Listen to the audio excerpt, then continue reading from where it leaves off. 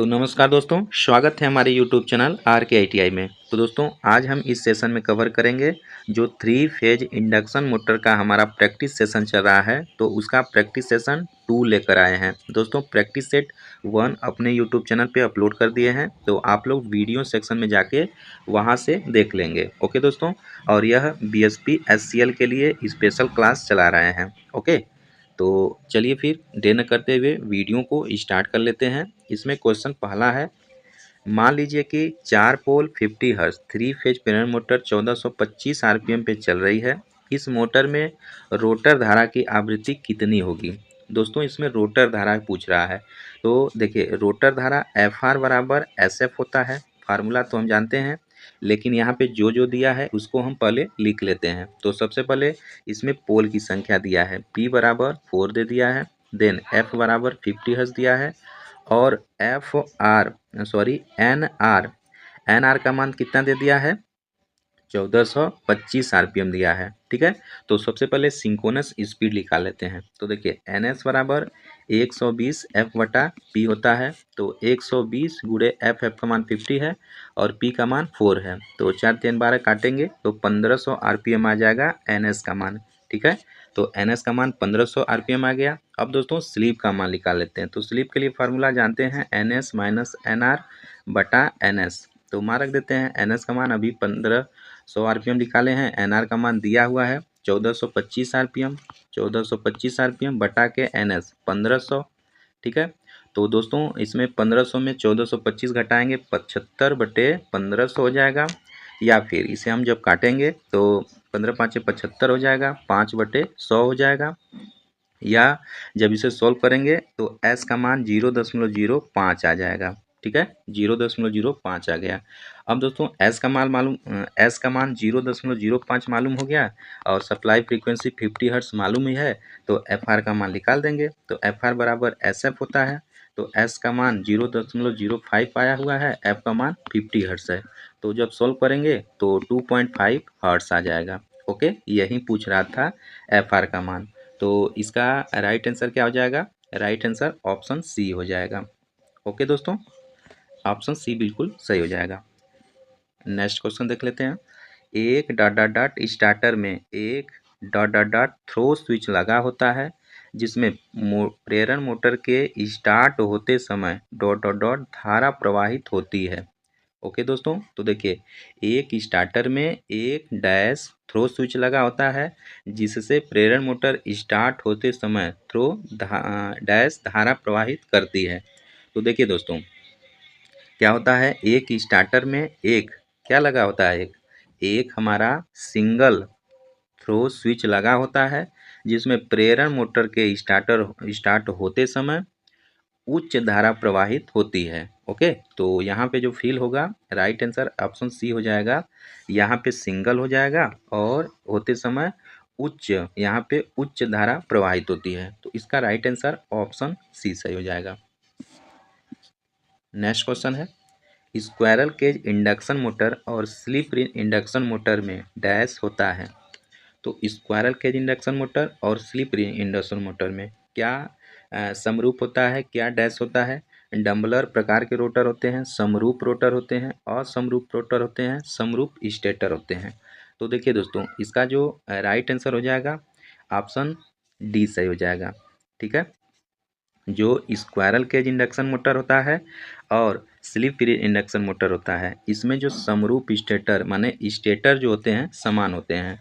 तो induction motor में हम जानते हैं स्टेटर पे वाइंडिंग की जाती है और रोटर पे वाइंडिंग नहीं की जाती है। अलग अलग प्रकार के रोटर होते हैं, एक स्क्वायरल केज रोटर होता है, एक डबल स्क्वायरल केज होता है, एक स्लिप रिंग रोटर होता है। ओके, तो इसका जो राइट आंसर हो जाएगा ऑप्शन डी सही हो जाएगा। प्रश्न अगला है दोस्तों, स्लिप रिंग इंडक्शन मोटर में स्टेटर 6 पोल के लिए वाउंड है, इसके रोटर को डैश के लिए वाउंड होना चाहिए।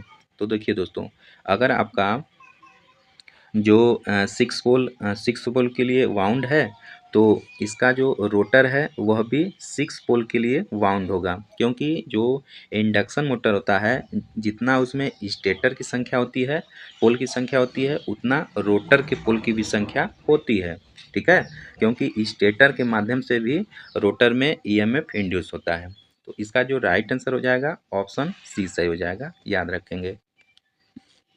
अगला प्रश्न है, थ्री फेज इंडक्शन मोटर के लिए संतुलन थ्री फेज वाइंडिंग के माध्यम से बहने वाले थ्री फेज सममित धाराओं द्वारा उत्पादित क्षेत्र निम्नलिखित प्रकार का होता है।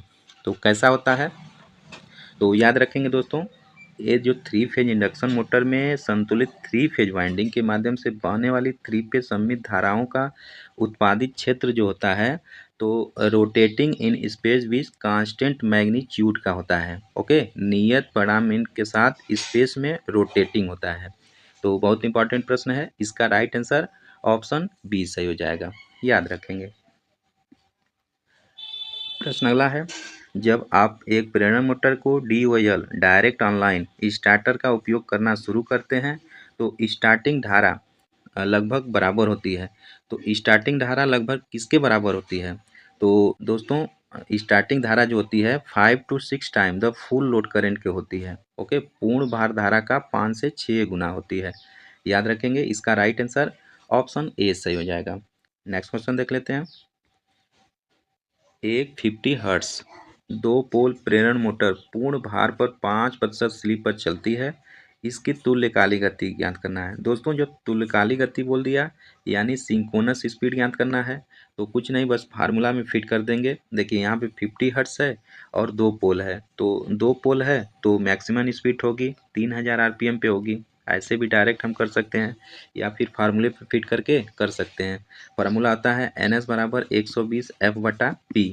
तो 120 एफ का मान 50 है और पी का मान 2 है। जब काटेंगे 6 दूनी 12 5 6 के 30, तो 3000 आरपीएम आ जाएगा एनएस का मान। ठीक है, यहाँ पे आपको 5% का कोई रोल नहीं है, तो इसका राइट आंसर ऑप्शन सी सही हो जाएगा, सॉरी ऑप्शन बी सही हो जाएगा, 3000 आरपीएम। अगला प्रश्न है दोस्तों, प्रेरण मोटर के लिए स्वपरिणामित प्रवर्तक विधि ऑटो ट्रांसफार्मर स्टार्टिंग मेथड का मुख्य उद्देश्य या मुख्य लाभ क्या है। तो दोस्तों जो ये आपका ऑटो ट्रांसफार्मर स्टार्टर होता है, क्या करता है, मोटर प्रबंधन धारा की समान मात्रा के लिए यह कम धारा लाइन का उपयोग करती है। ओके, तो इसका राइट आंसर ऑप्शन ए हो जाएगा। देखिए जो स्क्वायरल केज इंडक्शन मोटर होता है इसमें प्रायः स्टार्टर अपना डुअल प्रकार का यूज करते हैं, स्टार डेल्टा स्टार्टर प्रयोग करते हैं और ऑटो ट्रांसफार्मर स्टार्टर प्रयोग करते हैं। दोस्तों स्टार्टर प्रयोग करने का यही मेन मोटिव मतलब होता है कि स्टार्टिंग करेंट को कम करना। ओके, शुरुआत में जो आपका करंट होता है वह जो जाता है 5 से 6 गुना ज़्यादा जाता है। तो स्टार्टिंग में अगर ज़्यादा करंट जाएगा तो मोटर का वाइंडिंग जल जाएगा। तो इसीलिए जो स्टार डेल्टा ये सब स्टार्टर प्रयोग किए जाते हैं, स्टार्टिंग करंट को रिड्यूस करने के लिए प्रयोग किए जाते हैं। तो इसका राइट आंसर ऑप्शन ए सही हो जाएगा। अगला प्रश्न है, थ्री फेज प्रेरण मोटर में तीन फेज स्टेटर धारा के कारण उत्पन्न फ्लक्स होता है। तो तीन फेज धारा के कारण जो उत्पन्न फ्लक्स होता है वह कैसा होता है दोस्तों, तो एक दूसरे से 120 डिग्री के कोण पे होता है। बहुत इंपॉर्टेंट प्रश्न है, ऑप्शन सी सही उसका हो जाएगा। अगला प्रश्न है, निम्न में से किससे बचाने के लिए तीन फेज प्रेरण मोटर के रोटर स्लॉट को टेढ़ा किया जाता है, क्रॉलिंग को, आर्द्रता को, संक्षारण को, तापन को। तो दोस्तों इसका जो राइट आंसर हो जाएगा ऑप्शन ए हो जाएगा। जो क्रॉलिंग होती है वह क्रॉलिंग से बचाने के लिए थ्री फेज प्रेरण मोटर के स्लॉट को टेढ़ा किया जाता है। ओके, इसका राइट आंसर ऑप्शन ए सही हो जाएगा। अगला प्रश्न है, तीन फेज इंडक्शन मोटर का स्टेटर निम्नलिखित में से किसके समरूप होता है। तो इम्पॉर्टेंट प्रश्न है, तीन फेज मोटर का जो स्टेटर निम्नलिखित में से किसके समरूप होता है, याद रखेंगे दोस्तों अल्टरनेटर जो होता है उसके समरूप समान होता है तीन फेज इंडक्शन मोटर का स्टेटर। ओके, ऑप्शन इसका डी सही हो जाएगा। प्रश्न अगला है, डैश स्टार्टर स्टार्टिंग के समय स्टार्टिंग वोल्टेज को कम नहीं करता है। तो कौन सा कम नहीं करता है दोस्तों, डुअल स्टार्टर जो होता है वह स्टार्टिंग के समय स्टार्टिंग वोल्टेज को बिल्कुल कम नहीं करता है। तो इसका राइट आंसर ऑप्शन डी सही हो जाएगा। प्रश्न अगला है, जब तीन फेज भार पर फेज अनुक्रम उलट दिया जाता है तब क्या होता है। तो थ्री फेज लोड है तो फेज अनुक्रम जो RYB है तो आर वाई बी को जब हम चेंज कर देते हैं दोस्तों, तो क्या होता है, फेज धाराओं के कला कोण यानी फेज एंगल में परिवर्तन होता है, लेकिन रिजल्टेंट परिणाम में नहीं होता है। ठीक है, इसका राइट आंसर ऑप्शन बी हो जाएगा। जो फेज कला होती है यानी आर वाई बी होती है, फेज कला में परिवर्तन होता है लेकिन परिणाम में परिवर्तन नहीं होता है। इसका राइट आंसर ऑप्शन बी सही हो जाएगा। अगला प्रश्न है दोस्तों, इंडक्शन मोटर में सिंक्रोनस स्पीड डैश द्वारा दी जाती है। ध्यान दें, एफ वितरित आवृत्ति, पी ध्रुवों की संख्या के लिए वाइंडिंग घुमावदार है। तो सिंक्रोनस स्पीड क्या होता है, एन एस बराबर 120 एफ बाई पी होता है। ओके, तो इसका जो राइट आंसर हो जाएगा क्या हो जाएगा, ऑप्शन बी सही हो जाएगा, 120 एफ बटा पी हो जाएगा। अगला प्रश्न है, सिंगल फेज इंडक्शन मोटर में डैश का उपयोग करके स्व प्रारंभ किया जाता है। तो सिंगल फेज इंडक्शन मोटर में दोस्तों किसका प्रयोग करके, देखिए कैपेसिटर का प्रयोग करके मोटर को सेल्फ स्टार्ट बनाया जाता है। इसका राइट आंसर ऑप्शन बी सही हो जाएगा। प्रश्न अगला दोस्तों, स्क्वायरल केज इंडक्शन मोटर में डैश स्लिप रिंग होती है। तो देखिए स्क्वायरल केज इंडक्शन मोटर में कोई स्लिप नहीं होती है, तो इसका जीरो ऑप्शन सही हो जाएगा। ओके, जो स्क्वायरल केज इंडक्शन मोटर होता है तो इसमें स्लिप का मान जीरो होता है और ब्रश का मान भी जीरो होता है। तो इसका राइट आंसर ऑप्शन ए सही हो जाएगा। अगला प्रश्न दोस्तों, कौन सी इंडक्शन मोटर आकार में सबसे बड़ी होगी। तो देखिए दोस्तों, जिसका आरपीएम कम होगा वह मोटर सबसे बड़ी होगी। ओके, तो चार ऑप्शन में देख लेते हैं। 45 किलोवाट सभी में दिया हुआ है, यहाँ पे 2975 यह छोटी मोटर होगी, 1475 इससे छोटी होगी, 975 सबसे बड़ी होगी। या देखिए सबसे छोटी 1975 होगा, उसके बाद 1475 बड़ी होगी, देन सबसे बड़ी 975 आरपीएम सबसे बड़ी मोटर होगी। ओके, तो आप क्वेश्चन पूछा है कि इंडक्शन मोटर आकार में सबसे बड़ी कौन है, तो 45 किलोवाट 975 आरपीएम वाली जो मोटर है वह सबसे बड़ी होगी।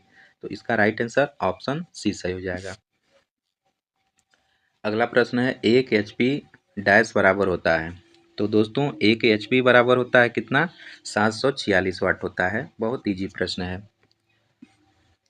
अगला प्रश्न है, स्थिर अवस्था में इंडक्शन मोटर की स्लिप होती है। तो देखिए जब रुका हुआ होता है स्थिर अवस्था, तो देखिए एस बराबर N S minus N R बटे एन एस। तो जब स्थिर अवस्था है तो एन आर का मान जीरो होता है, तो एस बराबर एन एस माइनस जीरो बटे एन आर, एन एस बराबर एन एस बटे एन एस कट जाएगा, वन आ जाएगा, यानी एस बराबर वन आ जाएगा। ओके, तो दोस्तों जब स्थिर अवस्था होती है तो उस समय s बराबर वन होता है, यानी स्लिप का मान एक होता है। इसका राइट आंसर ऑप्शन ए सही हो जाएगा। इसी को यूनिटी पावर फैक्टर यूनिट भी कहते हैं। ओके, स्टैंड स्टिल कंडीशन भी इसी को कहते हैं। तो याद रखेंगे, जब स्थिर अवस्था में होती है तो इंडक्शन मोटर का स्लिप एक होता है।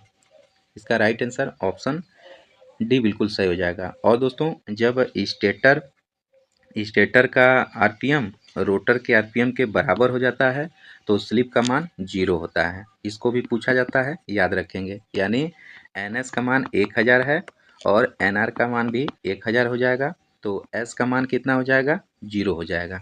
ओके, यह भी पूछा जाता है, याद रखेंगे। प्रश्न अगला है दोस्तों, एक पिंजरी प्रेरण मोटर को 50 हर्ट्ज आवृत्ति वाली आपूर्ति के लिए बनाया गया है। ठीक है, इसका 60 हर्ट्ज आवृत्ति वाली आपूर्ति पर संयोजित करने पर क्या घटित होगा। बहुत इंपॉर्टेंट प्रश्न है दोस्तों, इसको हम देख लेते हैं। देखिए सिंक्रोनस स्पीड एन एस बराबर 120 एफ बटा पी होता है, या एक फार्मूला जानते हैं एन आर बराबर N S one minus S. ठीक है, तो एन एस बराबर क्या हो जाएगा, 120 एफ बटा पी। तो यहाँ दोस्तों एफ का मान पहले 50 हर्ट्ज पर ले लेते हैं। ओके, ठीक है, तो क्या हो जाएगा, एन आर बराबर 120 गुणे 50 बटा P one minus S.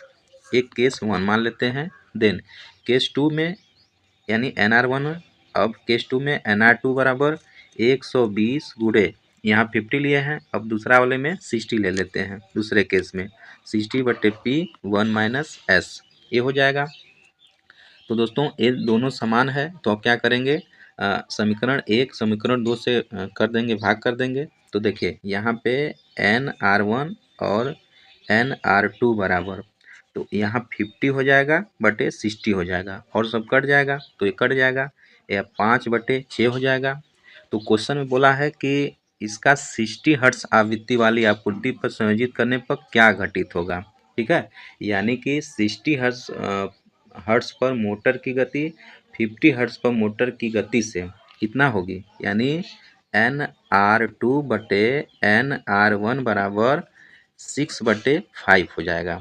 Okay, 6/5 हो जाएगा, यानी आपका क्या हो जाएगा, run at 6/5 of rated speed, निर्धारित मान से निर्धारित चाल से 6/5 भाग से चलेगी। इसका राइट आंसर ऑप्शन डी सही हो जाएगा। तो बहुत इंपॉर्टेंट प्रश्न है, बहुत अच्छा प्रश्न है, आप लोग जरूर एक बार इसे ट्राई करेंगे। ठीक है दोस्तों, तो आज के लिए बस इतना ही, मिलते हैं इसके प्रैक्टिस सेशन 3 में। तो चैनल पसंद आ रहा है तो लाइक ज़रूर करिएगा, और चैनल पे पहली बार विजिट करिए हैं तो सब्सक्राइब जरूर कर लीजिएगा, और अपने सारे दोस्तों में ज़्यादा से ज़्यादा आप इस वीडियो को फॉरवर्ड कर देंगे। ओके, तो मिलते हैं नेक्स्ट लेक्चर में, तब तक के लिए नमस्कार।